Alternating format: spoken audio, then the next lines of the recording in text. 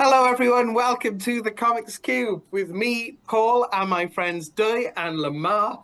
And we are here today to discuss the biggest crossover in comics history, Crisis on Infinite Earths.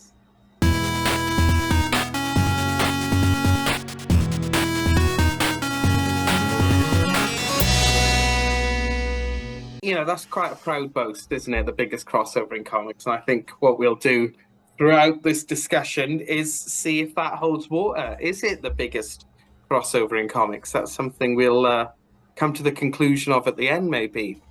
But to start off with, I'm going to ask you both, when did you first read Crisis? What were the circumstances around you guys first encountering Crisis? And I know, Dave, you've touched on this in our Secret Origins video, so perhaps you can take us through it Right. again. Yeah, I'll just do it again. So my first comics, as far as I can remember, were Who's Who in the DC universe, right?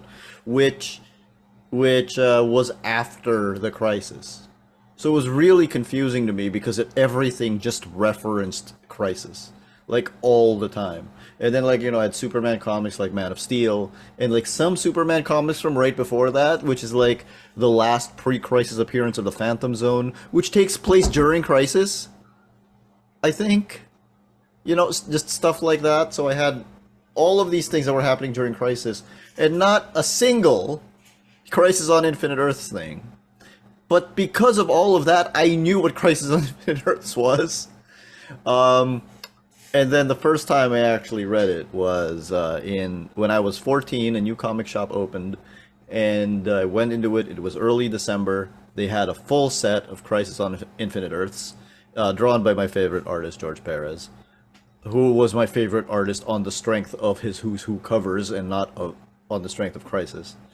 And my mom bought it for me and my brother for Christmas, and we spent all of Christmas Day just, he would read the first issue, then hand it to me, read the second issue, then hand it to me. We read it in one sitting, I think. And that was how I first read Crisis. The biggest crossover in comic book history. So, Lamar, how did you first encounter Crisis? The first time that I had run into it, this is one of the few times, right, that I actually wanted a comic book that was like in the store instead of the secondhand stuff that I usually would get. But it was because when you go into like a gas station or something like that, but I don't know if people still buy comics in gas stations or not, but you don't get the promo material. You just kind of walk around a corner and it's there on a spinner rack or over in a corner somewhere where they have the magazine. Yeah. So I didn't even know that it was coming out, right? I didn't know what it was, but I just saw these superheroes and this Earth in the background, and there was all this stuff happening and all these characters were on the cover, and I was like, okay, I think I need this, right? And sight unseen, I bought it, and my mom bought it for me, and and that was kind of a tradition that we had. Like, I would go to the store and she would get me a bag of Lay's potato chips and a Hershey bar and a bag of the 8-ounce Coke in the bottle, and that was like, my little treat that I would get on Saturdays. And so we went to go get that. That's where I saw the comic. And as I'm like, we get in the car, and she's like, wait a minute, let me see that. And she takes it from me and she starts looking at the cover, and she's like going through it and she's looking at it. And she's like, this guy can draw. Like, who is this? Right. And so, she's just looking at it. And she was like, man, this is a drawing mother, you know what I mean? And so, that was my first exposure to the book. And like, so it was the first issue. So I was like, yeah, if this coming out again next month, I got to get it. So we just kept getting it. And every time we go and get one, she would look at it and she'd just be like, man, whoever's drawing this, man, this guy is crazy, And Do you remember the issue? Do you remember the issue? Yeah, it was the first one. Oh my God. Yeah. So that's what I'm saying. Like, I just so happened to be in the grocery store. I'm in the corner store, and they had the first one there. Wow. So, and I kept going back, and I asked the guy because my mom went to school with him. So I was like, "Hey, are you gonna have this next week?" He was like, "Yeah, we'll get the whole thing." And so, so I came back the next month, got the next one, and I just came back, and every time we would go back, she would just be like, "Man, I didn't know people could draw like this, you know, like it was just like, you know, his artwork amazed my mom." And I actually told him that story when he was still on Facebook before. Damn. And so he was like, "Yeah, man, just thank you for saying that. I always love hearing, um, you know, I always love hearing stuff like this." And I'm really, he was like, "I'm really humbled that I." Paul, how did you find it? How did you get into Crisis? Well, it's like you said, everything around that time, sort of late 80s, early 90s, like if you're reading DC Comics, they're referencing Crisis in some way. It's like star next to a word at the bottom panel, see Crisis on Infinite Earths number, whatever. All the time. All the time. Mhm. And but of course back then there was no internet, you know. And I'm a kid, and I've only got access mostly to like British reprints of stuff. So I'm like trying to piece together what is Crisis. Wow, this huge thing happened a few years ago, and I'm trying to piece it together from references in stories and letters pages and stuff.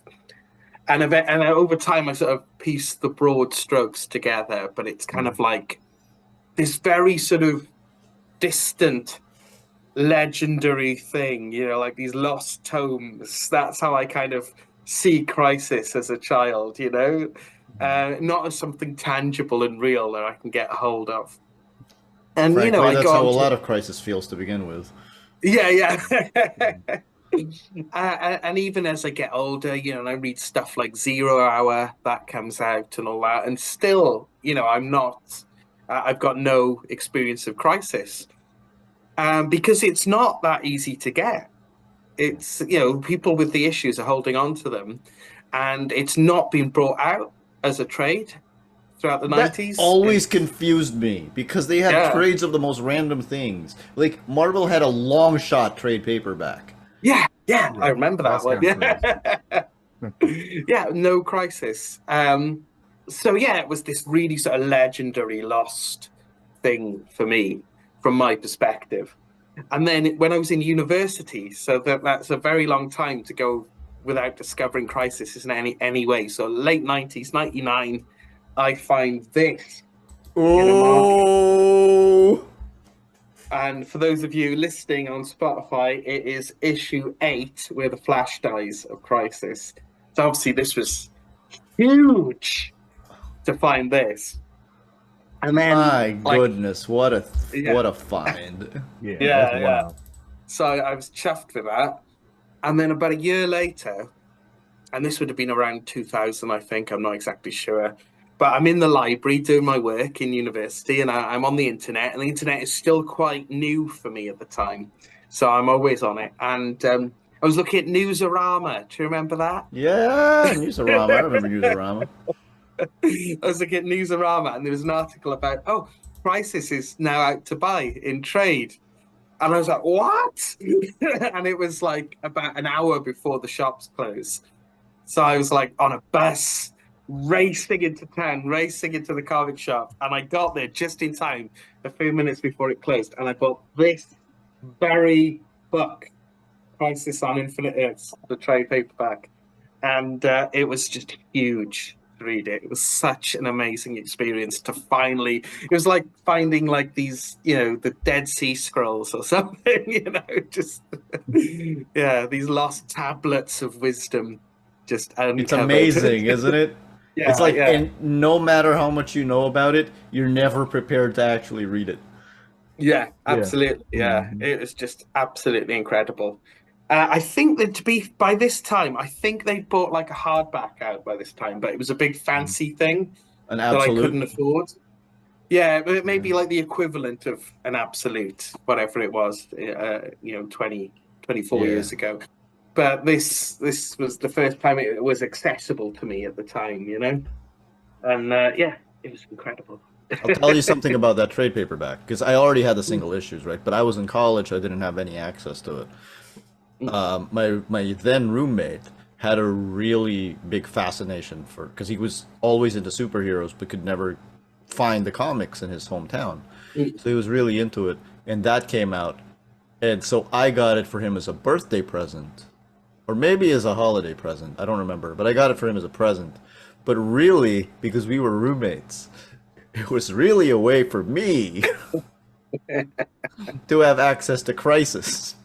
But the fascinating thing was he read it in like one go, because he was just so fascinated with like how much there was, because he never realized, right? And everyone who came into our room after that, if they ever picked it up from his shelf, like I would often hear the words, "I never realized there was so much story." Right? And that's because Crisis on Infinite Earths is everything in the kitchen sink of comics. Yeah. There's so much story, but also there's no story at the same time. I love it so much. Yeah. It's kind of it's one of those comics, like, you know how people always, we do this sometimes too, where we're like, okay, what kind of comic would you give to a person who's never read a comic before, right? Right.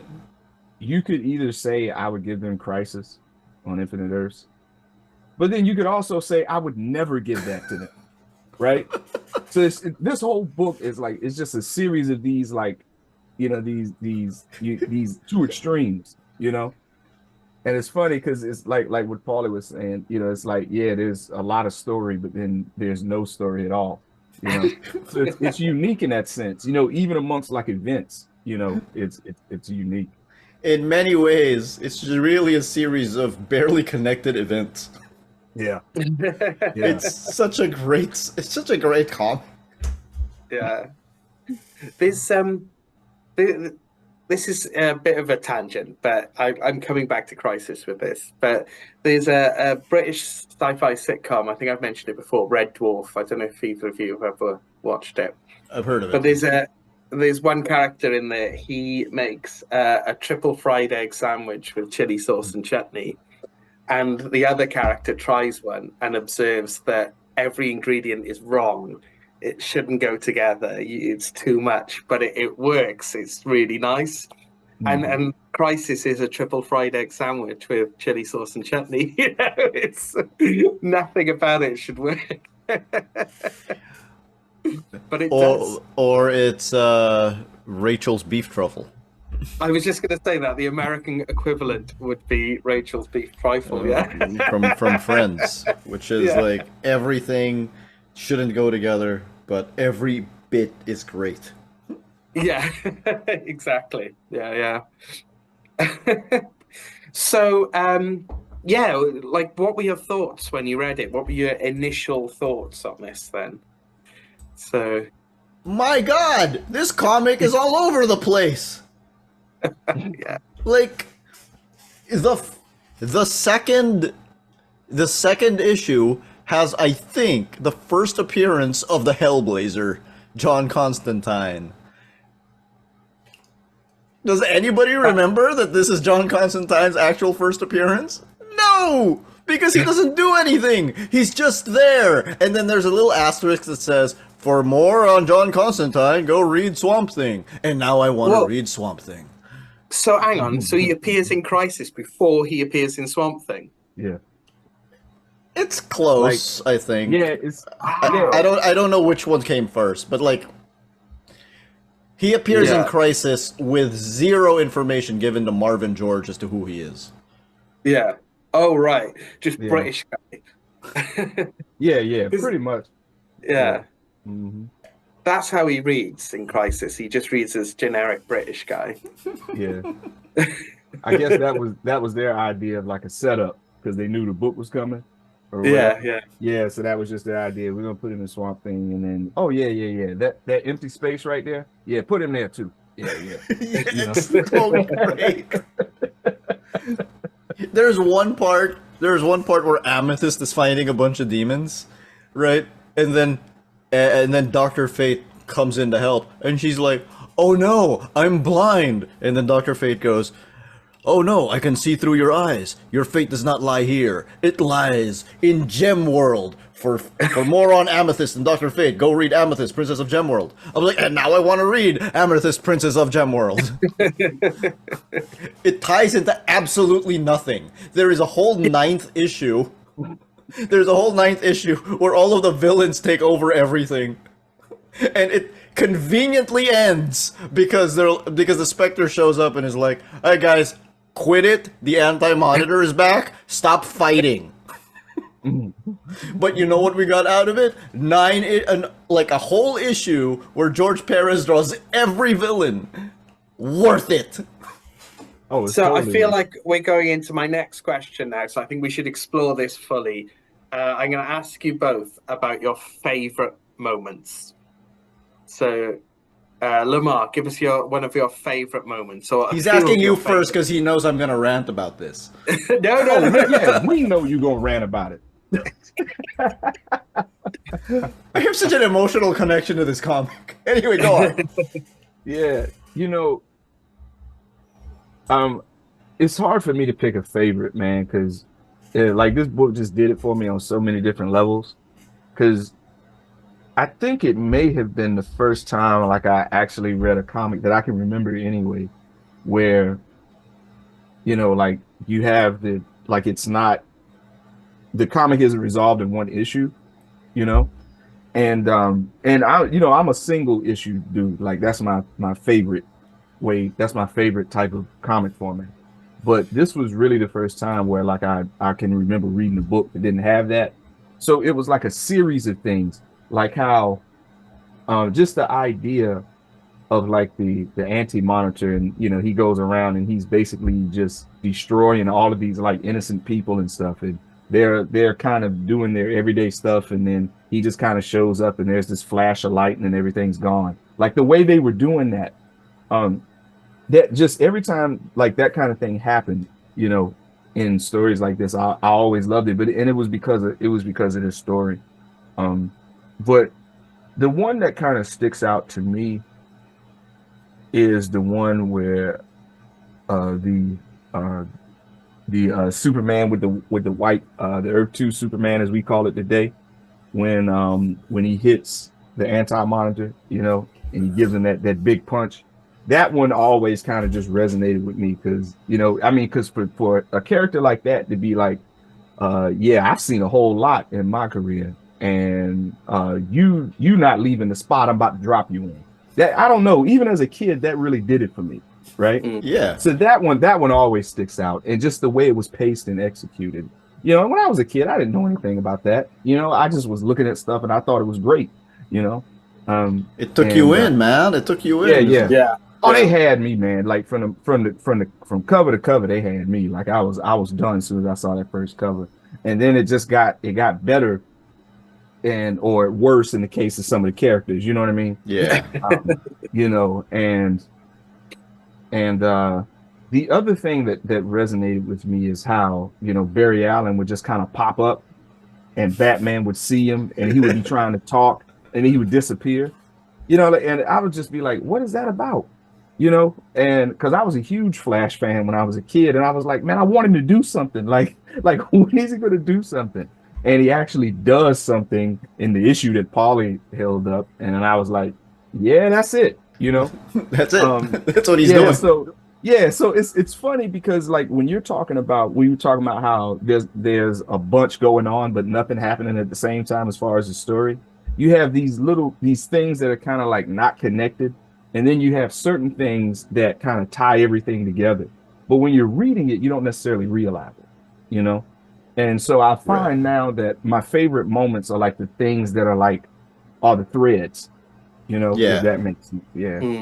They don't like, you pick any big story that you really love, you don't really remember the plot. You remember the great moments. Yeah. Absolutely. So it's fine. I think especially with superhero comics, I think. Definitely, yeah. Yeah. I don't remember why the JLA was fighting angels, but I do remember Superman wrestling one. Yeah. Definitely. Yeah. Right. Absolutely. By the way, I want to say when Earth 2 Superman punches the Anti-Monitor for the last time, one of the things he says is, "My God, why won't he ever die?" Which encapsulates every reader's thoughts after 12 issues of the Anti-Monitor dying and coming back. Well, I was going to say, actually, even in the last issue itself, I mean, that is such a cool moment where Golden Age Superman just finally kills the Anti-Monitor. But, like, it's a bit like Lord of the Rings, isn't it? It's had about 10 different endings already. Like, you know, it's like... And I feel like it undermines it a bit, where, like, even in the last issue, it's like, oh, he's dead. No, he isn't. Oh, he's dead. No, he isn't. Especially where... as you say, that's been happening throughout the series as well. Like, so with him, with the Anti-Monitor coming back with a different look every time for merchandising purposes. Is that why it was? I don't know, but that's what I'm assuming. It's just really weird that he just changes his costume halfway through. Also changes his name. He just calls himself the Monitor at some point. That's what he does, doesn't he? Yeah. So. Yeah, Duy, what's your favorite moments? I think my favorite moment is still the same as it was when I first read it. And unfortunately, maybe it hasn't aged well, but it's that one. Oh, yeah. When Supergirl saves Superman from the Anti-Monitor, and then the Anti-Monitor kills her. It's such a great heroic moment, you know, and then she's like, you know, when she's about to die, she's telling him not to cry, which he really should have listened in the next 20 years after that. And, you know, they give her this big eulogy. And it's a really touching moment. And that's what I'm saying. It's like, this is really the only time we see Supergirl in this whole series. And it's great. But that's it. That's what she did. Well, you say it hasn't aged well, and I'm not going to sit here and say it's not an example of fridging, but I will say I think Marv Wolfman does a very good job at convincing us why we should care that Supergirl is dead. He spends that whole issue really hammering home how great Supergirl is, you know, what a really great character she is, and her relationship to other characters, not just Superman, but people like Batgirl as well. And and it really feels significant, not a significant moment in Superman's life, not just a significant moment in Superman's life, but a significant moment that Supergirl has passed. And here's the funny thing. Do you realize that if the Supergirl movie with Helen Slater had succeeded, she would have stayed alive? Yeah. That's interesting. Now, the Supergirl movie with Helen Slater was a far away from succeeding. So it wasn't going to happen. But, like, that's it. It rested on that. If Helen Slater's movie had succeeded, this whole thing is different. The only real noteworthy death in Crisis becomes the Flash. But because Helen Slater's movie didn't succeed, we have back-to-back issues of notable deaths. Mm-hmm. And another tie-in with the Helen Slater Supergirl is that this is one of the most iconic Supergirl stories of all time, and she's wearing that ridiculous 80s headband in it. And the only reason she's wearing that is because they thought that was going to be in the Helen Slater film, didn't they? So they redesigned her costume in the comics. And they just got around to getting rid of it before it was time for it to die. There were screen tests where Helen Slater was wearing the headband, and then they just didn't go through with it. Which, by the way, for everybody watching, this is a bit of a digression. The Helen Slater Supergirl movie is some nice campy fun. I like it. Yeah. I like it fine. I still like that movie. Yeah. Just check your expectations in at the door. It's perfectly fine. And it's got Alice from Die Hard as the love interest, which always surprises me. I always forget and then remember when I watch it. What was your favorite moment, Paul? So I've got a couple. I really love. It's one of my favoriteest comic panels of all time when Flash, Golden Age Flash, Kid Flash, and the two Supermen go on the cosmic treadmill because I love the cosmic treadmill anyway. And Well, they who try and doesn't? go to Earth. Yeah, well, yeah. And they try to go to Earth too, but there's just this huge, gaping, universe-wide void they find. And you really get this sense of like, even though it's just a panel, it's a big panel, but it's not a full page splash or anything. But you get this sense of like these four men just seeing something that people weren't meant to see. You know, Mhm. just this Mhm. huge void, just the horror of that. And even more, it's hammered home even more by the idea that it's the Golden Age Superman and Jay Garrick's home, Mhm. and they're seeing this, and yeah, it really sort of gives quite an abstract concept. Oh, universe is dying. That's quite abstract to your day-to-day life, isn't it? But it really brings it home and gives the story stakes. So, and it's just really powerful, and it's made even more powerful by the fact that that issue starts off quite lightheartedly. It's Yeah. got like Golden Mhm. Age Superman waking up and he thinks he's still on Earth too, and he goes to work. And Perry White's like, "Hey, this old guy who looks like Clark Kent, what are you doing in my office?" You know, and it's played for laughs a bit. And Because then he Golden Age goes to, Superman is the editor-in-chief of the Daily Star. Yeah. Mhm. yeah.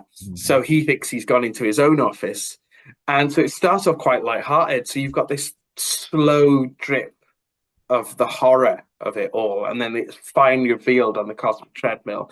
Yeah. And I love that moment. It's so cool. Um, and my second favorite bit is Lex Luthor from Earth 2 saying to Brainiac, "Why do you need two Luthers?" And Brainiac's like, "Yeah, I agree. I don't need two Luthers," and killing Lex Luthor from Earth 2. It's the only appearance of Earth 2 Lex Luthor with the red hair, and he dies.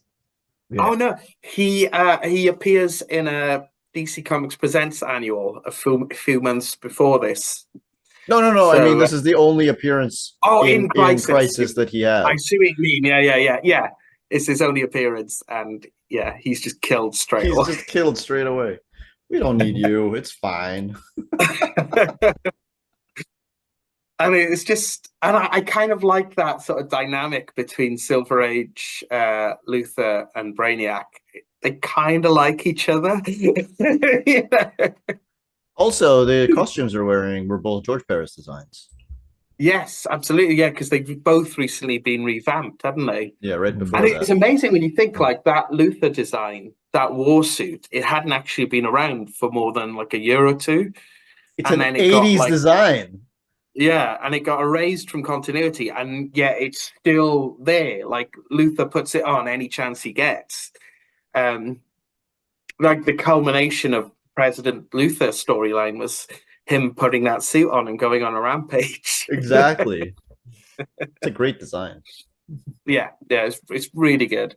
And I just love the little detail. This is a tangent, but I love the design detail in that suit that everywhere's protected, but his head's protected by a force field because everyone's got to know it's him, right? Mhm. He can't put on a mask because, like, no, this is Lex Luthor doing this, you know? I love I love this that. comic. Yeah.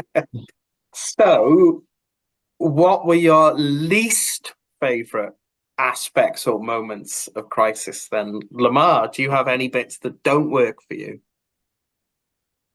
Um, the stuff that doesn't work for me, there's two tiers for it, right? You have the stuff like what Dewey was saying, how certain things, they don't necessarily come off, as good now, but sometimes you can't help that, right? No, you can't. Um, You wouldn't have yeah, known. yeah, you wouldn't, it's just like you're just trying to tell a story and you're trying to get the maximum effect out of what you're trying to get across. Um, and sometimes that doesn't translate into subsequent periods. But The other stuff, it's funny because like I find like the other stuff that didn't work for me, I didn't care about because it was just a part of this big goofy story. And like, for me, I'm the kind of person that I'll tell you, that comics, in order for any comic you read to work, it doesn't matter how serious or street level or grim it is, there's a silliness that's inherent in the medium and how the stories are brought across. And you can't escape it, right? So when you look at things that just don't make any sense, or I'm like, yeah, that might have been kind of a bad idea, I didn't really care because it was just a part of all of the goofy stuff that was happening, even in the midst of these universes clashing and galaxies being blown up and all this other kind of stuff, and people dying these horrible deaths. There's still a lot of foolishness to be found in this story. So I just found myself really not caring to the point that nothing really sticks out to me, you know? And I think it's just a testament of two things. Like the people that were putting this together, they obviously knew what the stakes were because they were trying to, there was a goal they were trying to accomplish. And so a lot of the silly stuff comes out of that. It's just like the editorial stuff you can't get away from. But at the same time, they sell a lot of these moments, like what Paulie was saying earlier. It's like they give you you actually get a good sense of what the weight of something before it happens. Mm-hmm. And I think that part of it too kind of like makes me be like, man, I don't care, man. And I'll just look at it and be like, yeah, this is kind of wild, but hey, it's like, I give you a perfect example. Like, Dewey, I know you probably know what I'm talking about. Because I know you lived here in the States before. You ever heard of a place called South of the Border? No. Never? Okay. All right. Well, basically, this is for my people back home in North Carolina, right? South of the Border is basically this place where everybody kind of goes there to get their fireworks, whenever you're doing like 4th of July or whatever, right? And so if you go down 95 and it starts in the north, you start seeing these signs for this place called South of the Border. And there's this Mexican guy in this huge sombrero and everything like that. And it'll tell you on the billboard, and there's all these little catchphrases. And it'll tell you on the billboard, okay, you got this amount of miles to go before you get there. And the closer you get to it, obviously, the numbers go down. And then when you get to, it's on and it's funny because the border they're talking about, it's basically the border of North Carolina and South Carolina, right? So once you get into South Carolina, like you go like a mile or two, and then south of the border is there. And they have you thinking that it's like this big attraction and that there's rides and everything. And it's not. You go there to get fireworks and trinkets and stuff like that. But the signs kind of sell you on it, right? So the silly stuff that I'm talking about in the story is like these billboards for this thing, right? And all you know is you keep seeing billboards. Like you have a billboard for John Constantine, for example, right? And it's like, hey, yeah, you want to know more about this dude? Here, this is the book you can check him out in. That kind of stuff. You've got a billboard for Yolanda Montez, the new Wildcat. Thank you. You see what I'm saying? Which, by the way, there's only one Wildcat. It ain't but one. We're not doing that. We're not doing that. And so this is part of the silly stuff that I'm talking about. Like normally that would take me out of the story, those constant plugs, right? But in the grand scheme of things, man, I didn't really care, man. I thought it was funny. So it's because it's literally like these south of the border billboards. You know what I mean? And so if you could contextualize it like that, man, like the stuff that I thought was kind of wild, it didn't even bother me. I think you're right there about the billboards, but I think Crisis, they do it very well. Yeah. Just like, for example, I read Lazarus Planet recently, which is a recent DC crossover. And I have to say that wasn't very good. And the reason I didn't enjoy it is because there were all these billboards. Like, it wasn't a story. It was just, this is happening in this issue. This is happening in this issue. Like you say, these billboards, go and read this. But there wasn't anything I felt in Lazarus Planet telling me why I should care about what's happening in these other books. Yeah. To a lesser extent, I think it's true of Zero Hour as well. I mean, there are some really good bits in 0 Hour, but there's also like, why should I go and read about the Teen Titans? I don't even, Yeah. it's Why should I care about Power Girl's baby? But with Crisis, I feel like, just to pick one of your examples, Yolanda Montez, like she's got a little mini story arc in Crisis. She She does. starts off, as Yolanda, and she Mhm. decides to pick up the mantle of Wildcat, and then she's worrying about, oh, can I actually present myself to the Justice Society? Are they going to be on board with me being Wildcat? I've got to prove myself first. And you're like, Mhm. yeah, I want to see this character prove herself. You care about it. It is a billboard, but it's a really good billboard. Yeah. Exactly. That's Uh, the best thing about Crisis. yeah, yeah. It's all really good billboards that are tied together. So Mhm. what Yeah, if yeah, Amethyst is blind? Who the hell is Amethyst? I don't know, but now I yeah, want to know. yeah, absolutely. Yeah, yeah. So Dave, what are your least favorite moments, if there are any? I have three. Yeah. And I think the third one might segue into one of your topics. But the first one is, so this is a very technical issue that was solved by the reprintings. The freaking monitor tapes, and every single time there's a black background with white text. Because if you ever read the original issues, you cannot read them. Yeah. Mm, Mhm. It's illegible. I'm like, why did you even bother? The monitor tapes are like, they're doing that little blurry thing, but they did it too well. Mhm. But thankfully that is now fixed. I mm. did not like that Prince Gavin's Starman only had one panel and he dies in it. Oh, yeah. No, I can see Mhm. that. Yeah. Um, but the thing that I most didn't like it's not a moment of crisis. It's the whole point of crisis. I don't like the whole point of crisis, which is to merge everything into one Earth. And then we got some good stuff Mm. out of it. But as Crisis has proven, and as the New 52 proved after that, et cetera, unless you're gonna really reboot from scratch, you're just gonna have more problems down the line. Yeah. Yeah. And So I'm going to stop you there, yeah, because I think we'll go back to this, because this okay, is a really good thing to discuss, I think. So it deserves its own little section, I think. okay. So we'll go back to that. I'll just quickly say, though, what things I wasn't so keen on. The stuff that I'm not so keen on in Crisis, it's more like it is what it is stuff, rather than mistakes that were made. Like, for example, obviously, what it comes across to me when I'm reading Crisis is that when they were plotting it, they were like, we need an issue where all these random heroes meet, like Dr. Polaris and Solivar and Firebrand and John Stewart, and we want to get them together to showcase these lesser known heroes. And then we want an issue where all the villains team up, and then we want an issue where Supergirl dies, and then we want, so they've got these, and we want this bit where the cowboy heroes turn up, and we want this Oh bit where the yeah. World War II heroes turn up, and we want this bit where this happens. So it's a series of moments that they want to have, and then they've come up with this bullshit plot to string it all together.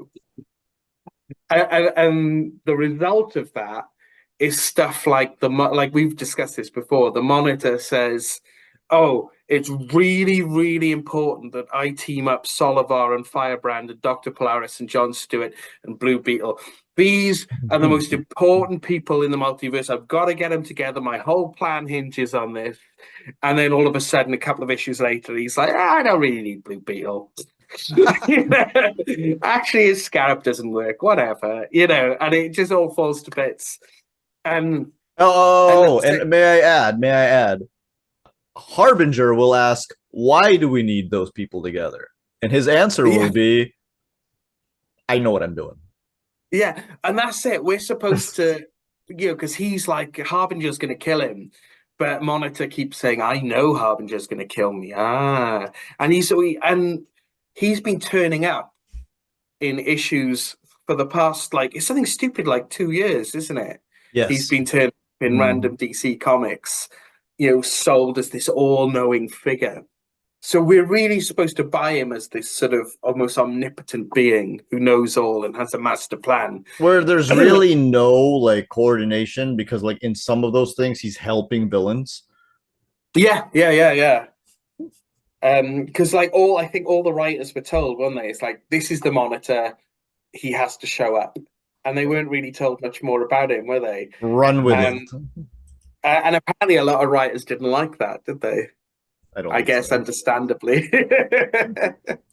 I don't think so. But yeah, no. so yes, we're supposed to buy that the Monitor is this omnipotent being, but also his plan seems to be bobbins. It's not very good at all. No, he dies 3 issues in. He dies 3 issues in. It's all very well saying, I know I'm going to die 3 issues in, but you're still dying 3 issues in. I don't like the character of Harbinger very much. Oh, I was going to say I don't like Pariah, but okay.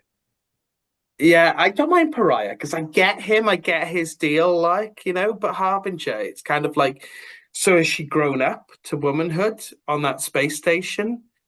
It's like, I don't really see her as a fully fleshed character.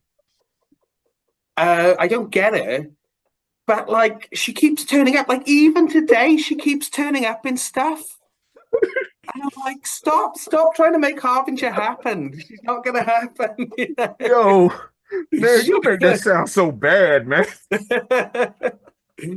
And at one point in the story, she's like, oh, I can never become Harbinger again. I've lost my powers. And then she just becomes Harbinger again. With zero explanation. Yeah. Might I add, the first time I saw Harbinger and Pariah was in War of the Gods. Oh, wow. Yeah, there we go. She's still turning up in bloody War of the Gods. And in War of the Gods, all Pariah did was cry. And I was like, who is this? And then I read him in Crisis, and I was like, oh my God, he's still crying. Well, I like how they made him the villain in Dark Crisis. Oh, did they? That's awesome. Yeah, that was quite good. Yeah. Like, you're finally doing something with him. Yeah. Yeah, at least you have an in-story reason to hate him. Yeah, exactly. Did they ever bring back Lady Quark? Oh, yeah. She turns up in, like, Roger Stern's Starman. Oh, yeah. Yeah, and I'm sure she turns up in a few other places as well, but I don't really get her either. I mean, I suppose what Marv and George were trying to do was, like, show it's not just the Earths we know that were affected, it's other Earths that we don't know were affected. But you can totally tell George phoned that design in too. Yeah, there's nothing like, and it just, you've got this situation then where you've got Golden Age Superman, regular Superman, Blue Beetle, who doesn't really belong there, but okay, he's a really noticeable, recognizable hero, fine, and like, Uncle Sam and Lady Quark. See, in my mind, like, Blue Beetle's the one who's like, and the Blue Beetle. Yeah. I mean, it is a bit dodgy having the Blue Beetle there, I suppose. But might again, I just add, because I know we've made fun of Captain Atom many times before, but this is how much Captain Atom sucks. That they would rather send the Blue Beetle as their representative with Superman, and Uncle Sam and Captain Marvel than Captain Atom. Well, there we go. I mean, that just shows my problem with that bit of the story then. It's like, have you got these characters together because they're the most recognizable from each Earth? In which case, Lady Quark shouldn't be there because who is she? Or have you got these characters there because they're the most powerful? In which case, Blue Beetle shouldn't be there because he's just some dude, with a torch. He's got a bug. Yeah, he's got his little bug. Yeah, his spaceship thing. Yeah. I'm not slagging off the Blue Beetle. I love the Blue Beetle though. I know, but he doesn't belong there. The Blue Beetle. Do you realize the Blue Beetle does more in Crisis on Infinite Earths than Batman? Yeah, he does. Yeah, Batman does F4, which I don't have a problem with that. It's back in the days where you didn't have to have Batman doing everything. I know, it's great. Yeah, it is great. I love Batman, but you know, DC need to grow a pair and trust in characters that aren't Batman. That aren't Batman. Like the Yeah. Blue Beetle. Like the Blue Beetle. Yeah, yeah. So yeah. Wait, but can I just add, because we're talking about like random pairings, right? So there was like, I remember when I first read it, the little fanboy part of my brain was really triggered because the Supergirl and Batgirl, had a whole moment together, and you could tell like, oh, Supergirl and Batgirl, that makes sense as a pairing, right? And then a few issues later, there's a sequence with Power Girl and the Huntress. And I think I read it, and I guess I didn't really connect that they were Earth 2 Supergirl and Batgirl, really. But I was like, there's something familiar about this pairing. And I can't figure it out. What is it? And then eventually I did. I was like, oh, that is pretty cool. Yeah. Well, funny you mentioned the Huntress there. That brings me to the second thing that I don't like, but it's not technically bad. It just is what it is. Robin and Huntress have a really, really harsh death. Like a horrible death. And it's obviously it's good and it's well written because it affected me. But they don't deserve it. It's so horrible. They both find out that their lives are meaningless and nothing they ever did mattered, and it's all been wiped out of. And even worse for Robin, there's another Dick Grayson out there. There is literally no room for him on this earth. And also, so literally better than him in every way. Better than him in every way. and then they both get clobbered by a building alongside Cole. It's just with no remnants that they ever existed. With no remnants that they ever existed. Like literally, there's just like a glowing little flash smear left on the floor. It's so harsh. Like I feel, and then no one remembers them. But like even Supergirl, no one remembers her after Crisis, right? But she gets a whole issue about her death and how significant she is. And, like, blimmin' Robin and Huntress go out the same way as Clayface and the Bug-Eyed Bandit. It's just one panel. So yes, and I get it. I know why, and it's really good that we're just going to move these players off the board because there's no place for them, but we're going to make you care about it. That's really good. So I can acknowledge it on an intellectual level is good, but also I'm very upset by it. Well, what if I reminded you that right before Crisis on Infinite Earths happened, Robin, Dick Grayson of Earth 2, had just finished being on the opposing side of the Justice Society in the congressional hearings. Really? I forgot. Oh, yeah. No, I've got that comic and I'd forgotten about it. Yeah. Is that America versus the Justice Society? Yes, he was trying to prove that they were Nazis. That's right. So you know what? Screw you, Earth 2, Dick Grayson. Yeah. Oh, little bugger. Yeah. Screw him. Yeah. You deserve to get squashed with You deserve to get squashed for this random fictional thing that Roy Thomas made you do. Okay, that makes me feel a little better.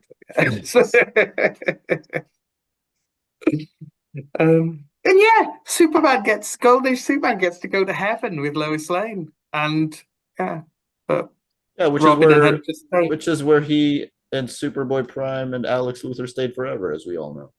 Yeah, forever. Yeah. So, but yeah, that's bits I don't like, but they're not necessarily flaws. But I think you touched on something there, Duy. The legacy of Crisis and the purpose of Crisis initially, even though obviously all three of us love it, was it actually a good thing? Lamar, what do you think? I'll answer it like this. It was the best possible thing. Like if you have to do it that way, it's the best possible outcome you can hope for. Right. And I don't mean that as a dig. I'm just saying that you know, you talk about you're talking about 50 years of stories, right? And so ultimately what you're doing is you're saying that you're going to start over and everything.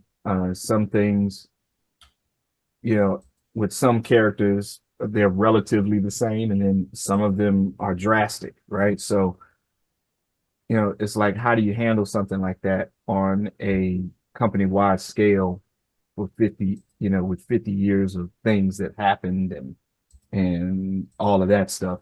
So, you know, it's probably, like I said, it's probably the best that it could have possibly been for something like that. And you know, because obviously, you know, when you're looking at it, you know, in retrospect, like you kind of know certain things had to happen. And instead of the certain things that they felt like had to happen, just letting them happen, and you know, they actually put effort into it, right?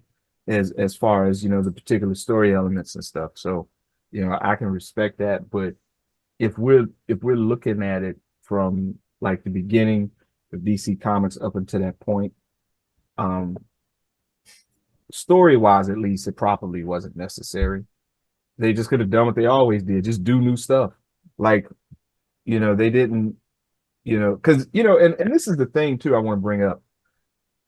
You know, when DC first came out, you know, you had these heroes and stuff that they would invent and everything, and their stories were just separate, right? Like, so you Right. have like, you know, Batman doing what he was doing, Aquaman stories, he was doing what he was doing, and all of that. And then, you know, you have them later as the Justice League, and still to a degree, all that stuff is separate, right? So it was to the point that it was actually a big thing when you had your main character in another character's book, right? It was like unheard of, right? So I just think that towards the end of that, people just got continuity crazy, right? Whereas with me, it's just, you know, hey, certain the stuff I don't like, I ignore, and the stuff I do like, I read it, you know. And if something happened and it might have been a little off color or whatever, or it's just something I just thought was kind of stupid, you know, or just whatever it might have been, um, you know, we just, you know, I just act like it don't exist, you know. And it's Yeah. easier to do that with when you have that, but when you have like a super tight continuity, it's harder to do that, you know. So I think that if they would have just played it like that, because you know there was a lot that happened, like they aged up a bunch of characters, and somebody just arbitrarily decided, hey, these characters been around for 50 years, they need to be 50 years old. It's like, what kind of sense does that make, right? But if that's what y'all want to do, okay, right? But you know, and that's, but you know, if you look at it like that through that lens, I would tell you, nah, you just make the adjustment, you know, and let the stuff fall by the wayside, and you get the real stuff at the heart of everything, and just work with that, you know. Yeah. I remember, first of all, there's two kinds of like crossovers, right? One is the Marvel crossover, which happens in a shared universe. And the other one is what I like to call the Jetsons meets the Flintstones crossover, which is Right. they'll cross over once, then they'll stop crossing over, and then we'll never mention it again, right? Like for the rest of this, they don't actually exist in the same reality. But I think the thing is, most crossovers in fiction, in the history of fiction, are Jetsons Flintstones crossovers. And I think that DC, the Justice Society, Justice League, essentially started as Jetsons Flintstones crossovers. Right. But then there was a success of the Marvel Universe, and then Roy Thomas showed up, and all of a sudden we are trying to make it, you know, the Marvel type of shared universe. But that's not what DC is. I think, you know, you could either be a Roy Thomas or you can be a Bob Haney. And I think the more Bob Haney is well known for not giving a rat's ass about what Earth something takes place on. But you know what I'm saying? It's like you could be one of those two. And I think as fandom has developed, more and more people became a Roy Thomas. But I think we could have done with more Bob Haneys. Yeah. Yeah, I see what you're saying. Yeah. Yeah. Like, it's more important that these characters are used to tell great stories about themselves, you know, about these characters, that we are seeing these characters existing in these fantastic stories that move us, rather than we're getting a mediocre story that nonetheless makes sense, you know, in the wider universe. Yeah. It's interesting. What you were saying then reminded me of, there was a recent thread that Kurt Busiek did on Blue Sky about how Batman was always depicted in the past, and he was arguing that there was like different Batmen. You know, there was a different way of writing Batman's personality depending on whether he was in the Justice League or whether he was in his own book. Mm-hmm. And I think that's true. You know, before everything had to sort of make sense and come together and align with each other, you just had Batman behaving slightly differently in Justice League to, you know, when he's facing cosmic threats, to the Batman who's acting like there is no cosmic threat and there's no such thing as ghosts. That's the Batman you get in Batman and Detective Comics. Yeah. Whereas the Batman you get in Justice League is one who knows there are aliens, there are ghosts, and I have to deal with them, you know? And then you get Bob Haney Batman in Brave and the Bold, who does whatever he wants. It's like Kurt Busiek also said back then, like, I think somebody asked him, like, what is the actual origin of the Marvel Universe, right? And he goes, depends. If I'm writing an Iron Man story, it's the Big Bang. If I'm writing a Thor story, Odin made it. So it doesn't matter. Because you know what? You can check that in at the door. Another thing is, I was reading this, so this was also a Kurt Busiek story, actually. There was a crisis story. So for the uninitiated, it's called Crisis on Infinite Earths, because every year the Justice League and the Justice Society would team up, and the title of each would be like Crisis on Earth 2, Crisis on Earth 3, Crisis on Earth. You know, there was one called A Family Crisis. I believe that was the one written by Kurt Busiek. And, you know, there's a recap of what the deal is between the Justice League and the Justice Society. And the recap page basically says that this is an annual tradition that has happened since the 1960s, which, of course, if you think about it for like 2 seconds, makes zero sense, because none of these guys are that old, like in story. But you know what? You just buy it. Yeah. We know what they mean. Yeah. We don't need to explain this. It doesn't matter. It literally does not matter. It's always better when what the writers are doing is serving the story rather than the Wikipedia entry. Right. You know, that's what they've got to serve, the story they're telling, not whatever goes in the who's who or the official Marvel handbook of the universe or whatever, you know? Exactly. Yeah. I'm reminded of what Paul Cooperberg told us when we did that whole panel about the Joker book, The Man Who Laughs, which is available on Amazon. The three of us wrote something in it each. When he said, like, it got to a point where writing these superhero stories felt more like homework. Yeah. And I get it. You don't want to have but to do that's not homework. to say everything should be ignored. You know, if you're telling a story about, say, I don't know, Batman meets someone who's lost a brother or lost someone close to them, you know, and then you can reference him losing Jason Todd, just as an example. Right, you can use that story from the past, you know. So that's everything that's happened before. It's there for you to use when you need it, when it serves the story. Right. And I think what you're all getting at here is that Crisis is brilliant, but it kind of really brought up this trend of having everything categorized and making sense and fitting together, which is ultimately a bad thing, I think. Well, I think ultimately it's a bad thing because, well, first, let's get the elephant out of the room. Like, Marvel was killing DC in sales. Like, even Secret Wars outsold Crisis, right? But so Marvel was killing DC in sales. DC did have to do something. I'm just, you know, you had some of the biggest talent in comics. I don't really think John Byrne getting on Superman, I think that would have sold regardless of whether or not you rebooted Superman. I think that would have been fine. You know, Alan Moore wanted to write Superman. Frank Miller was on Batman. You had so many people that you could have used that I don't really think a reboot was necessary. Because just remember, like a lot of people had left Marvel at the time, and a lot of them left because of disputes with the editor in chief. So a lot of people actually didn't want to work for Marvel. So you could have absolutely used this. But also, I think if you look back on the 40 years since Crisis and how having a crisis is now their status quo, like there's a crisis every 3 years or something. If anything, it just started this trend where there is no set continuity anymore, really, because it always just gets blown up. Yeah. And it's annoying to read. It's annoying to read. Yeah.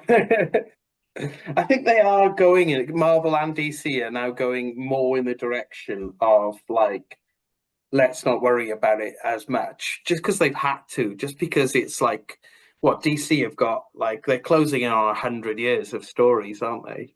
Yeah. So they can't make it make sense. Yeah. Even if they want to.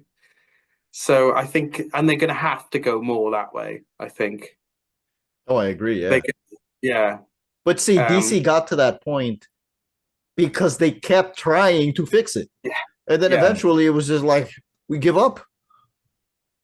Do you know one of the biggest examples of this that always sticks in my brain? And I say biggest in that the most glaring, it's not like a big story or anything. But for what was the title? I think it's when Action Comics became an anthology issue. Yeah. An anthology series. I think it was around that time. And Neil Gaiman wrote a story where Superman and Green Lantern team up and go to hell. Yeah. I think it's called Legend of the Green Flame. Yeah. And the editors didn't publish it at the time because in continuity at the time, Superman didn't know, no, Hal Jordan didn't know Superman's secret identity, but in this story, he calls him Clark. And oh so they my didn't publish. Goodness. So they didn't publish a Neil Gaiman Superman story because of that. And of course, eventually, a few years later, they were like, it's Neil Gaiman's Superman story. What the hell are we thinking? And they published it as a prestige format book, and it's really good. It's a dope story. And so it just kind of sums up to me. It's like they're not serving the story there. We've got a really entertaining story by a great writer. And even if Neil Gaiman... With an all-star cast of artists. With an all-star cast of artists, yeah, absolutely. And even if Neil Gaiman wasn't as big then as he is now, he must have been still pretty big around the late 80s. He was doing Sandman, Yeah. So, I mean, and that's where, like, it gets stupid to me. And that, in some ways, is the legacy of Crisis, I feel. Unfortunately, I agree with you. Yeah. And then you've got these great characters as well that they just didn't know what to do with for decades, like Power Girl. Power Girl's a fantastic character, really distinct from Supergirl, and they didn't know what to do with her until Jeff Johns fixed it in the early 2000s. Hawkman. They completely messed up Hawkman. Yeah. But like with Power Girl too, I agree with that because like all of a sudden Earth 2 didn't exist. Right? Yeah. So this is really stupid to me, guys. Like, help me make sense of this. Earth 2 didn't exist, so Power Girls doesn't have an origin. But we can't really get rid of Power Girl because she's a little too famous to get rid of.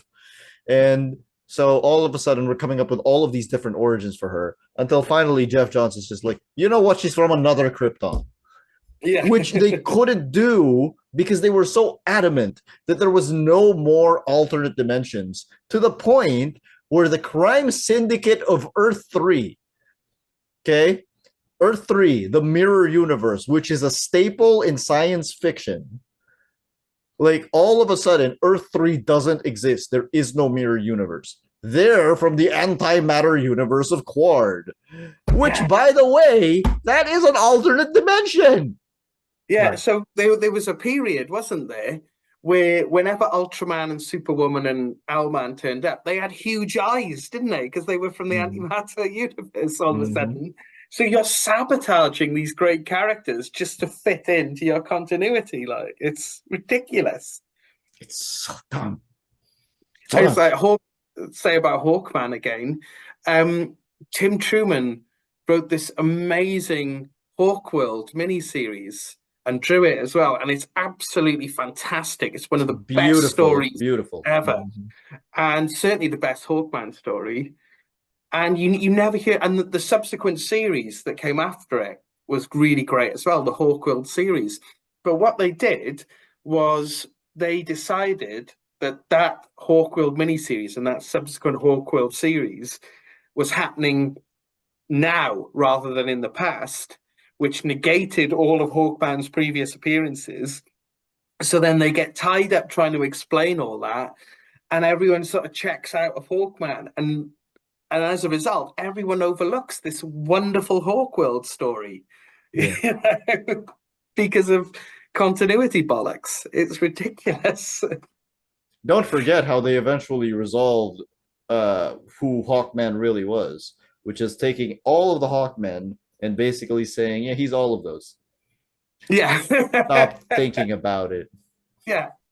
Which is all you got to do, you know? I think that, not to get completely negative, I think we are actually, though, all in agreement that having the Justice Society on the same earth as the Justice League is actually a good thing.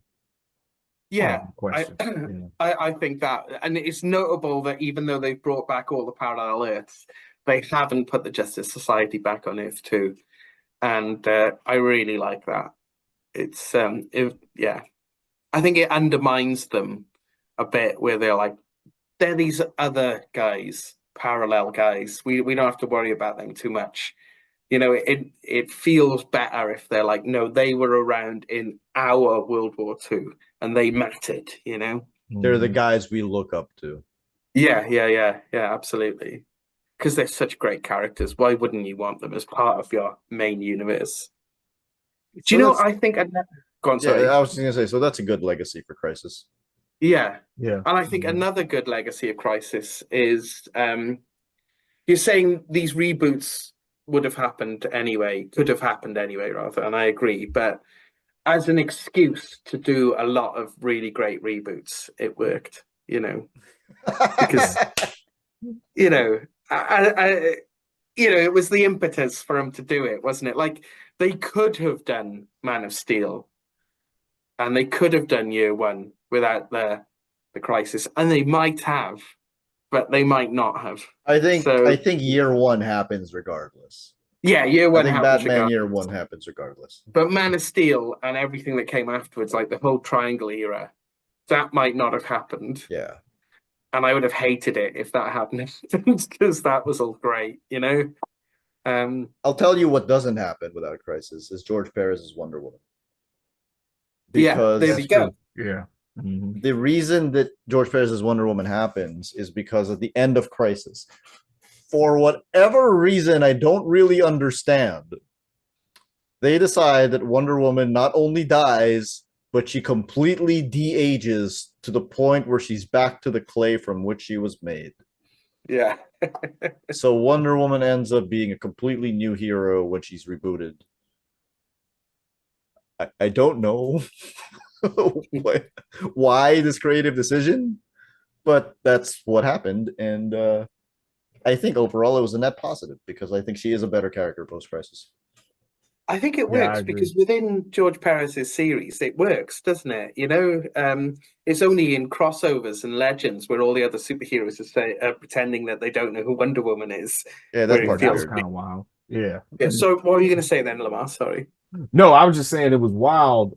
And then, you know, like in the Legends series, you know, she doesn't show up to the end. Yeah. You know, like that's true. Yeah, she's nowhere to be found, and she starts beating up those giant mechanical dogs. Yeah, the hunger dogs. Yeah. You know, and everybody's just standing around like, who in the world is that? And so I'm like, and I didn't know they were going to do that. I was just reading the story because I thought it was cool. And then they get to the end, And I was like, yeah. And like the way the Justice League came together too in that series, like, you know, and I still like that story. Mm. It's just It's fun. in my head, yeah, it's a fun story and it's well drawn. It's just that when they get to that end part like that, that's where I check out.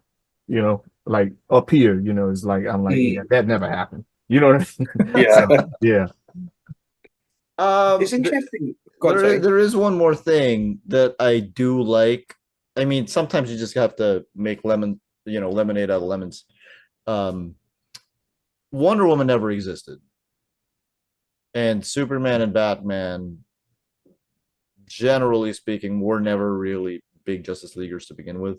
But so what they did was the new origin of the Justice League, and I'm so sad that this is no longer the case, is that it Mm. was Barry Allen, Hal Jordan, the Martian Manhunter, Aquaman, and the Black Canary. Yeah, that Like, was really good. that was really fun. That was a fun group. JLA Year One by Mark Waid and Barry Kitson. That was yeah, a quality maxi series. yeah, I'm so sad that that's no longer the case. yeah, Yeah. yeah, yeah. That's true. Like, yeah, they actually made reference to that in a way when the Justice League cartoon first came out. Because you remember at the end of the first episode, um, um, I think it was Batman, and he just was like, "Yeah, I don't really do the group thing like that or whatever, but y'all need me, you know how to holler at me." You know, for those of you who've never read the first appearance of the Justice League, yeah, I think you should read that, and you can see how like that, because the team dynamic for some reason was really natural, right? Like the way they wrote it, like it wasn't a stretch to think that these characters were doing what they were doing together, and they just decided to, you know, stay a team or whatever. And um, yeah, so it's just like you said, I think that the the DC universe loses something like when that's not the case. Mm. Do you know something that occurred to me as well?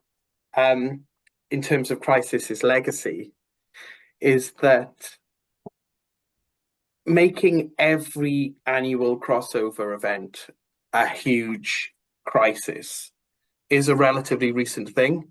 Mm-hmm. Yeah. Because right after Crisis, like you say, you had Legends, which is a relatively low-key affair. It's about Mhm. the public perception of superheroes, isn't it? And Darkseid's involved, but it's Yeah. Darkseid making the superheroes look bad, rather than Just trying to take barely over the world. involved. Yeah. Yeah. And then you've got Millennium, which is possibly my least favorite DC crossover event. I really think it's absolute bobbins. I hate it. Sorry, it's rubbish. Wow. Yeah. Now, for this week's episode of What That Mean, can you tell everybody who's not in the UK what bobbins means? Oh, it's rubbish. It's nonsense. Right. It's yeah, it's absolute nonsense. Absolute bobbins. It is. But that's relatively low key as well, isn't it? Yeah. That's all the heroes get together and they fight the Manhunters, and it makes like big changes. Like, for example, the Manhunters infiltrated Smallville and took over everyone, but those changes are never mentioned ever again. So Yes. I think it can still be classed as low key. And it's even Armageddon 2001. Oh, that's nothing. That Yeah, Mhm. It's exactly. nothing. And it's not until Zero Hour in 94 when it gets to be this big universe spanning thing. And then even after that, you've got like stuff like Even Zero Hour feels small in comparison to Crisis on it Infinite Earths. does, yeah, Yeah. yeah. And then after that, you've got like Final Night and Underworld Unleashed, And which Genesis, which are great, but they're small, compared to Crisis. Yeah, And Genesis it's wasn't not great, but really, okay. yeah, I mean, Genesis is not great. Final Night though, and Final Night Underworld was great. Final Night was great. yeah, Yes. yeah, and Underworld Unleashed is great, but they're relatively small, and it's not until Infinite Crisis then where everything has to be a crisis that changes everything.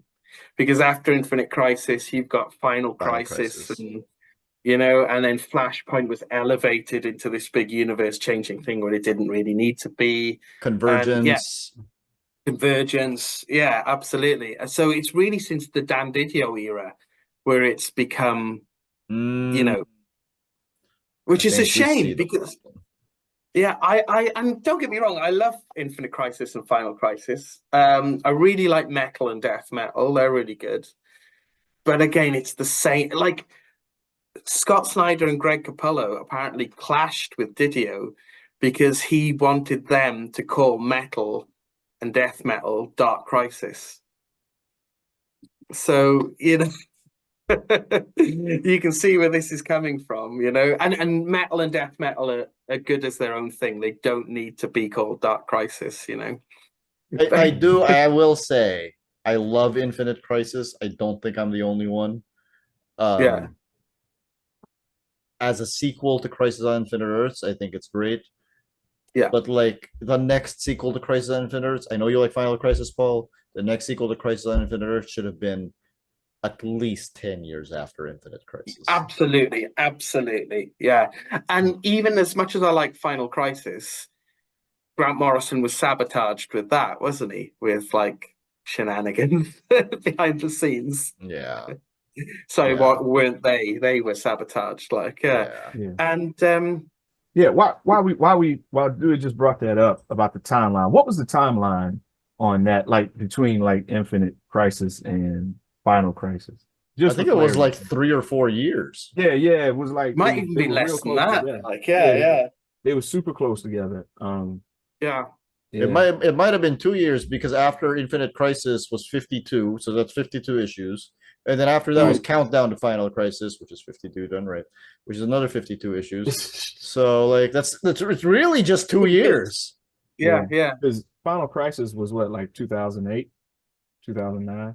Yeah, and Infinite Crisis Yeah. ended in 2006. So like from the end of Final Yeah. Crisis to the start, Infinite Crisis to the start of Final Crisis, Yeah. like 2 years. So you're talking like Yeah. 2 years. Yeah. Yeah. And it's that sort of inability to realize why something worked. Like Infinite Crisis was great because you know it was a real shock when Golden Age Superman turned up. That was amazing. That And was when Superboy great. Prime turned out to be the bad guy behind the scenes, that was That was huge. great. Oh, And wow. because it'd been years since they were even mentioned, like and then like yeah, you know, that sort of oh, people like it, let's do more of it kind of thing. Yeah. Let's just run Yeah. it to the ground. And by the time you get to Dark Crisis on Infinite Earths, I mean, I think no one cares. I mean, I didn't mind Dark Crisis. I thought it was okay, but you know, Mm-hmm. I couldn't tell you what happened in Yeah, I don't think I ever finished it. it. Yeah. Yeah, it didn't feel it felt inconsequential, and it's because the anti-monitor at this point has been done to death, isn't it? Yes. Like the Anti-Monitor is one of those people who the last time he showed up should have been the last time he showed up. Yeah. I hear that said about Galactus, like there should have only ever been one Galactus story. I don't really believe that. The Anti-Monitor, to some extent, Doomsday, Yeah. and to a significantly lesser extent, Bane, I feel like Yeah. should have like if those had been the only times they'd ever shown up, I'd have been completely fine with that. Mm. Do you remember it during Wade's Flash, where I think Wally time travels back to Crisis, Mm-hmm. and he sees the anti-monitor, and it's huge. Yes. It's like, whoa, the anti-monitor's just turned up in Flash. That's amazing. Right. And now you wouldn't blink an eye, would you, if the anti-monitor turned up? No. Yeah. That's it.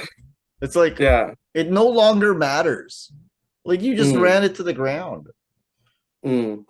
And it's like, I also unfortunately wouldn't blink anymore if Dr. Manhattan showed up. Thanks, Jeff. But Yeah. that's what it is now. Yeah. Unfortunately. I mean, I do love Crisis. At the end of it all, I do. Yeah. But I don't like what it did. But if, to answer your question at the top of the show, Paul, is it the biggest crossover ever? It's been 40 years and they're still aping it. Yeah. Absolutely. Yeah, when it comes to that, I don't think anything compares to it. It's everything just seems to be, like you're saying, smaller in comparison. Even like when you start to look at like even the universe spanning stuff doesn't seem as big, you know. And I think that also too, that's a part of the pernicious influence that it's had, because people are trying to get that again, right? Yeah. And it's like, yeah, you know, something like that comes out of a particular set of circumstances. And even though there were certain things that they were trying to get done editorially and business wise, they had a group of talent on it that actually cared about the characters. And that's one of the things that, you know, like you have the editing team and the creative team and all of that, and they're all kind of on the same page in that way. It's different than when you got somebody saying, no, you got to do this, you have to change that because you got to do this. Or, you know, just not editing at all and just letting people do whatever they want. Right. You know, there's, you know, it's just a particular set of circumstances that created that story. And you can't just do it because you're like, yeah, we want to do something this big. Like, it doesn't quite work that way. Do you know there is one story I think has matched it for scale and being actually good? I think it's Marvel's second Secret Wars. Ah, for scale. Yeah, for scale and actually being quite a good story. I think with the Secret Wars too, I think a lot of people sleep on that. Right? Excuse me, that is Secret Wars 3. Don't you Three, dare forget my the bad. original Three. Secret Wars 2. Yeah. Oh yeah, let's not get it mixed up with actual Secret Wars too. Yeah, just to clarify to everyone listening, we're talking about Jonathan Hickman's Secret Wars here. Yeah, that's what we're talking about. Yeah. Yeah. You know, yeah, so you can call it the second Secret Wars, which is different from Secret Wars 2.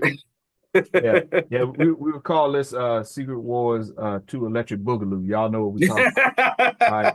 So yeah, I think a lot of people sleep on that story. But you know, I think it's because Jonathan Hickman did a lot of good stuff around that time. So I think sometimes, which is funny, you think for a story that massive, you think that it would be like one of the things that everybody talks about, but you know, it gets talked about a lot less than some of the other stuff. Like it's, you know. I'll tell you why Crisis on Infinite Earths is better than that Secret Wars. Yeah. It is simply because that Secret Wars is actually well written. Right? You know exactly what I'm saying. No, we got that. Yeah. That Secret Wars has a focus. There is a main character. Yes. It is Doctor Doom. And like there is a resolution. There's all of the plot points are addressed. And yes, I know that's good writing.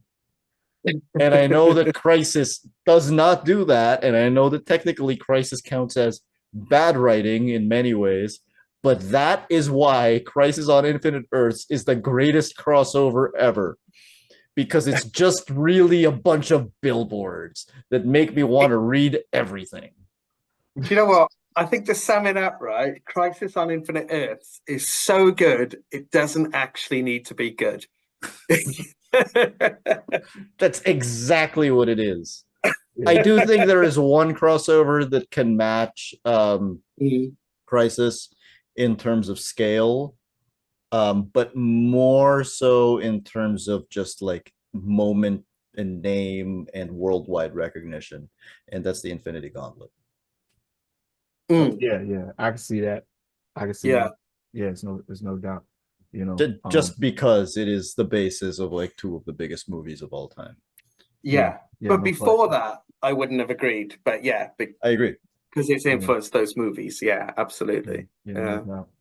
Well, I think. Yeah. Well, go ahead. Yeah, go ahead.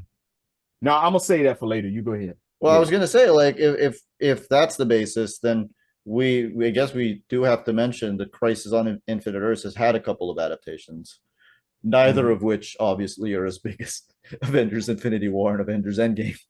Absolutely. The first one is the CW Crisis on Infinite Earths, where where Brandon Routh does return as Superman, except he's like Kingdom Come Superman, and all his Lois is dead and he's miserable and everything, and it is also very strongly implied that he is Christopher Reeve Superman, and it's just really depressing to think about. Yeah. Also, Batwoman and Supergirl are the main characters in it. This is why Comics Crisis on Infinite Earths is better, because there's a Supergirl episode that justifiably focuses on Supergirl. There's a Flash episode that justifiably focuses on Flash, and there's a Batwoman episode that justifiably focuses on Batwoman. But you know who's the focus of Crisis on Infinite Earths, the comic? Absolutely no one. Nobody. There we go. Yep. It doesn't need to. Oh my God. Like, focus central characters. Who cares? I gotta say, I hate the CW Crisis. It's rubbish.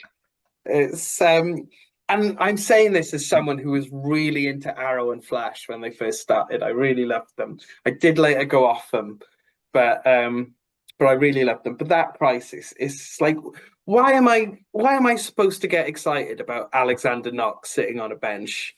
You know, it's just they get Kevin Conroy to finally do Batman, and somehow he's evil. Yeah, exactly. But I'm insulted that they would, the fans will love this, and it's like Burt Ward walking his dog, Alexander Knox sitting on a bench. Like you really think I'll buy anything, don't you? You know, it's like, you really think I'll get excited about anything just because I'm a fan? You know, it's like I was insulted by it. I gotta be honest. Tom Welling shows up with 0 powers. Yeah. It's like, oh yeah, I've given up being Superman, even though the whole point of Smallville was me becoming Superman. You know? He completely craps on 10 seasons of Smallville. Yeah. So it's like, because the bulk of that show, he's in high school, right? Yeah. And so all of this stuff is happening during his high school years and stuff, and then he gets older, and then he has all of these things that he does, and all these people he meets, and all this other kind of stuff. And he gets older, and he's like, "Yeah, it ain't even worth it, man. I don't even want my powers no more, bro." Like, yeah. Have either of you seen the direct-to-video animated Crisis? No, I'm not really interested in that. I watched Man of Tomorrow. I think was the first Superman one in that sort of universe, and I wasn't really impressed with it. So I haven't. Oh, it's a universe thing. Okay, Lamar, have you seen it? Yeah, because. Yeah. Oh, go ahead, Paul. You got it. I'm just saying, it's like by universe, I mean that they had a particular animated aesthetic, didn't they? That was kind of quite based on the New 52. Yeah. And they sort of rebooted it, and I think Superman Man of Tomorrow was the first one with that new aesthetic or whatever. Yeah. But I didn't really like it that much. Yeah, I think I couldn't really get into any of that stuff.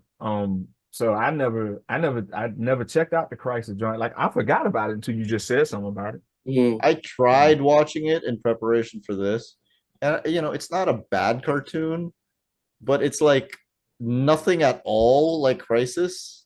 Like Amazo was in it, right?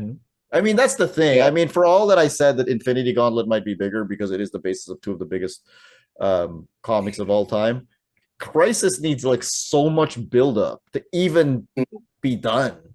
Like it might take more buildup than Infinity War. Because, definitely.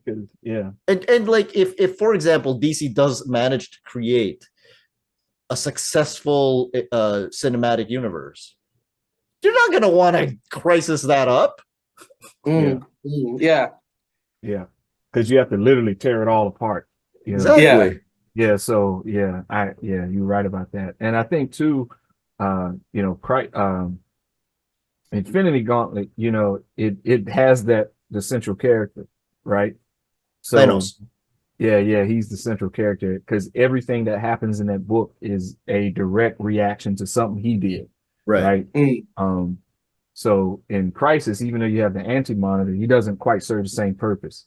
So you know, and because of that, like you said, it's a build up. Like you might have to do like, you know, to do it right, you might have to do 3 or 4 movies, you know, if you're gonna do it right, you know, like And it's not something right, you and can why spend would the you? first. Yeah, and why would you do that? Yes. So it's like, yeah, it's like, you know, you can't spend the first 15 minutes putting everything together and then spend the rest of the film trying to sort everything out. It's not gonna work, you know. Yeah, absolutely. Well, I was thinking there's something, we've talked about the CW crisis and we talked about the animated crisis. There's something else that kind of tries to touch on crisis, and that's the Flash movie. Mhm. And it kind of What's falls into that? this, well, in the sense that you What? see No. all these What? parallel What is worlds. this movie you speak of? Oh, yeah. Well, you might remember, apparently Stephen King really liked it. And so And did Tom Tom Cruise. really liked it. Yeah.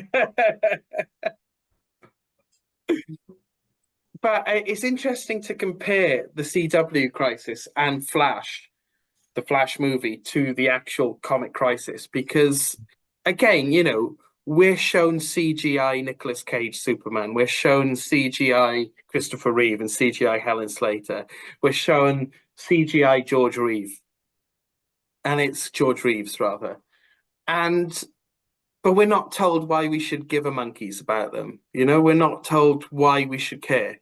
Because as Whereas, fans, we'll buy anything, Paul. yeah, exactly. That's it. They're saying, well, we'll stick Christopher Reeve up. They'll bloody love that, won't they? They'll lap that up.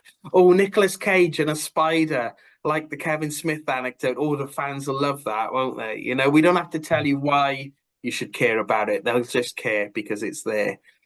Oh my God, it Whereas, just hit me. They were trying to do Endgame, weren't they?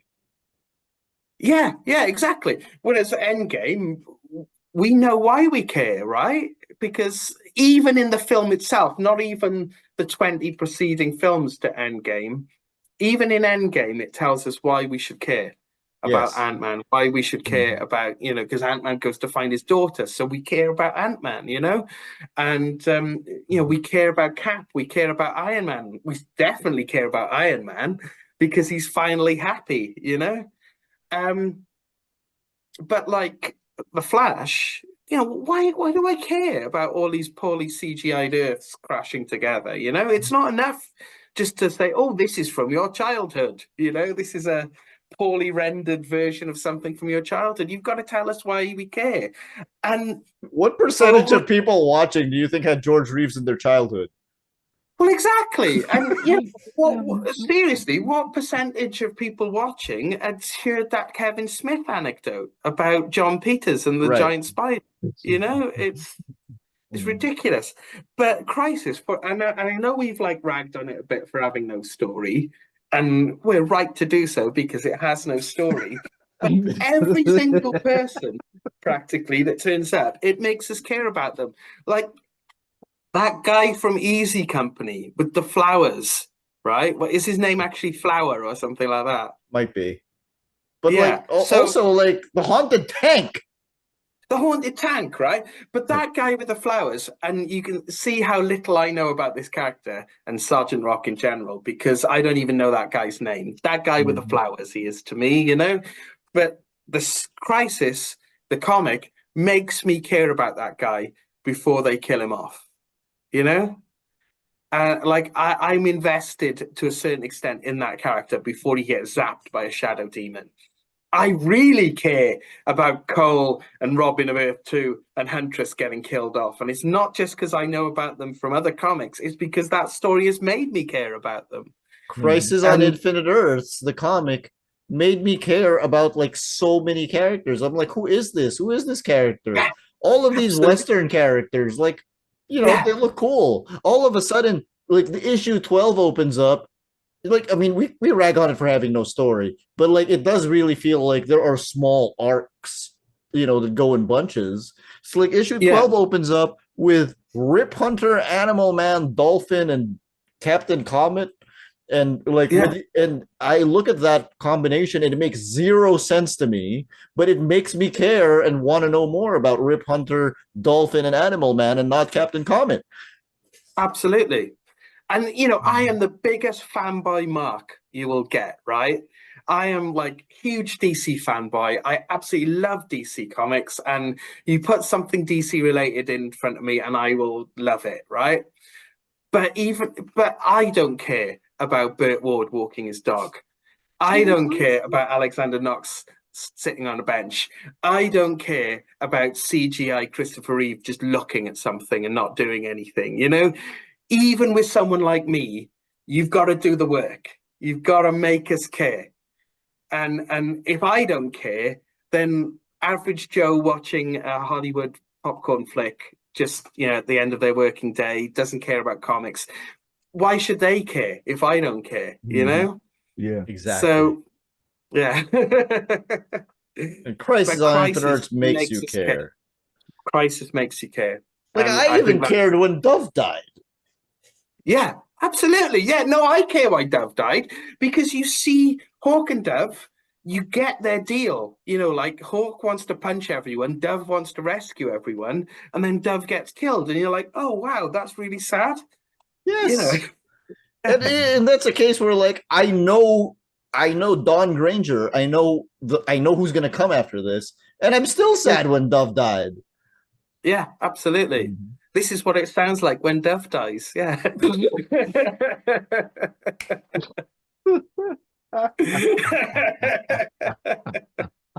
All right, let's wrap up. Wow. Okay. So, sorry. Lamar, you had something to wrap up with, didn't you? Yeah. I just wanted to say, because, you know, we spent a lot of time talking about the story.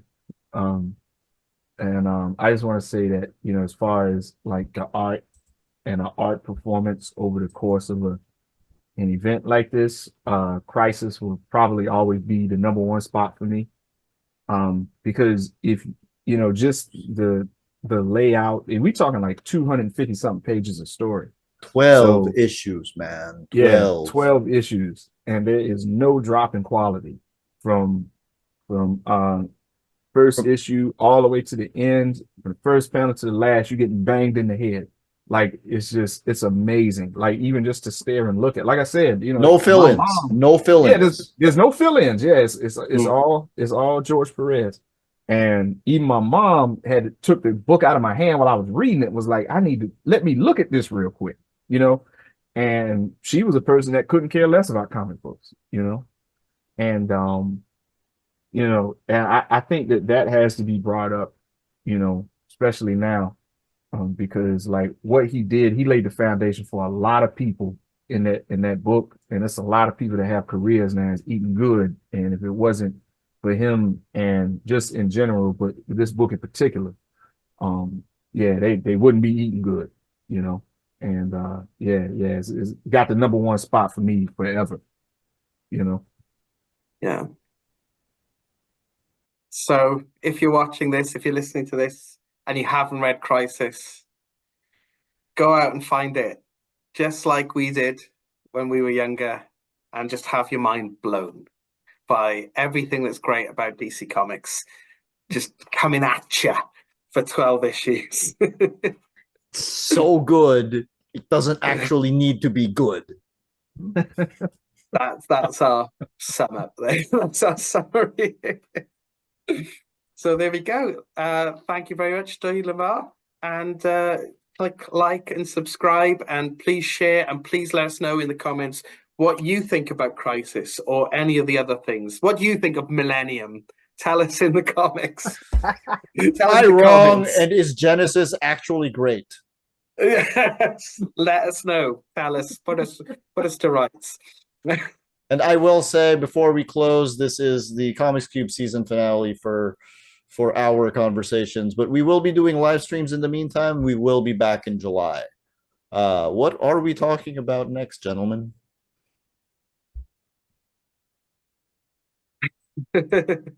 Well, you got 3 months to tell us what we should talk about next. Let us know. Let us know. Thank you, everyone. Bye-bye.